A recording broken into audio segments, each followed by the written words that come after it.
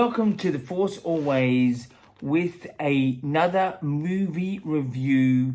This time it's going to be Talk to Me. Now, this is a very unusual type of film for The Force Always to review, but really, essentially, I like to review films that, a Star Wars fan or an Aussie kid like myself, or technically from Frankston, likes to review, just to see if we give a perspective of what I thought in the a Star Wars type of sort of view.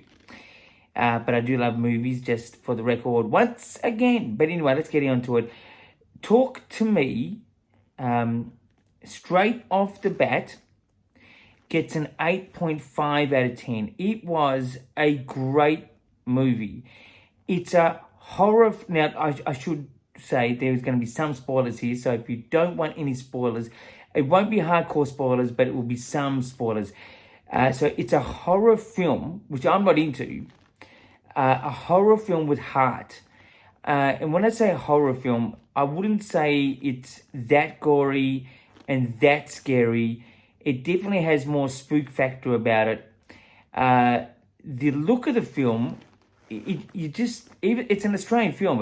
It's from the South Australian end of Australia, and it's from these two wild YouTubers that put it together. They were just YouTubers, and they put this film together.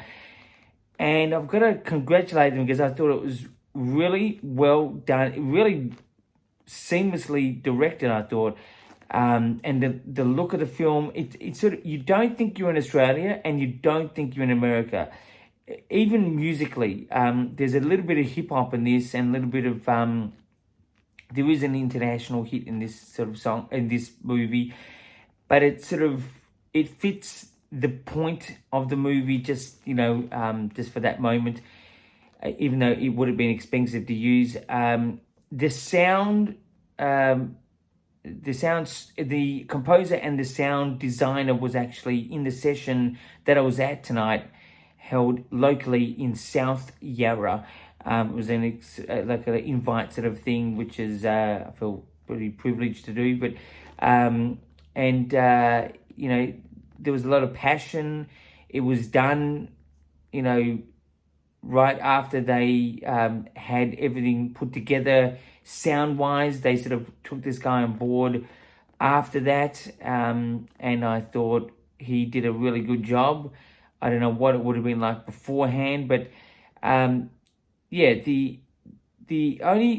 criticism that I have for this film is that the lead actress, the one who, let's put it this way, it's the last shot of the film, one of the lead actresses, it was really sort of hard to tell her age. And I thought she was the mum, but she was the friend. It was just sort of hard. Not that she looks old, not that she looks young. She just was really hard to sort of depict what age she was. And it was just it sort of had you, thrown me a little bit over the place a little.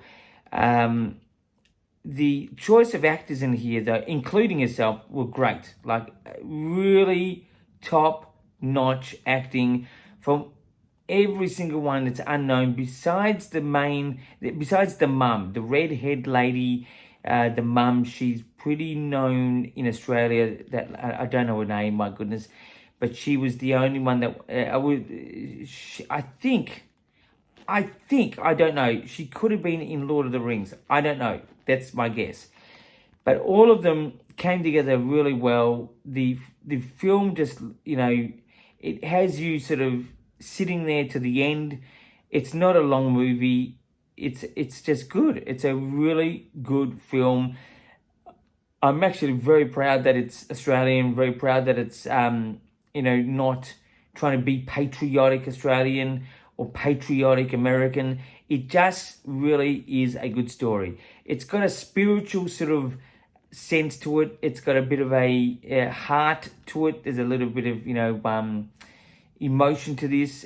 I wouldn't say it's a hardcore horror flick. If you want something that's just going to be knives and guns and blood and guts, this is not the film.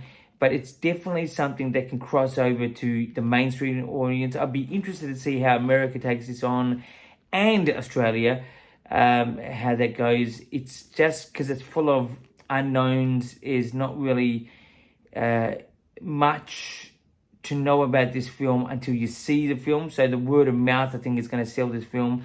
But anyway, it was an 8.5 out of 10 for me with that one. That's great.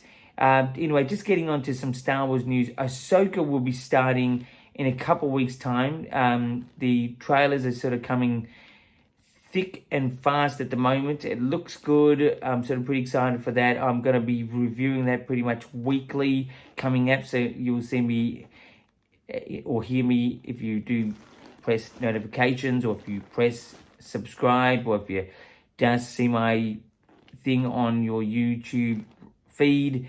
I will be into the Ahsoka thing, having doing some reviews when it does come out. But the only other piece of news is the Chinese theatre in LA, the classic Chinese theatre I've been to many, many times, saw repeated sessions in a row. Force Awakens, The Last Jedi, in a row. I won't tell you how many times because it will scare the hell out of you. But Empire Strikes Back is getting a showing. It's either shown, or it's been shown, or it's going to be shown at the Chinese Theatre. Check that out if you're in LA. That's, the Hollywood Boulevard area is sort of overrated. That area is. Chinese Theatre is a must-do experience, especially in the original cinema, the IMAX cinema. Amazing cinema. Favorite cinema in the world.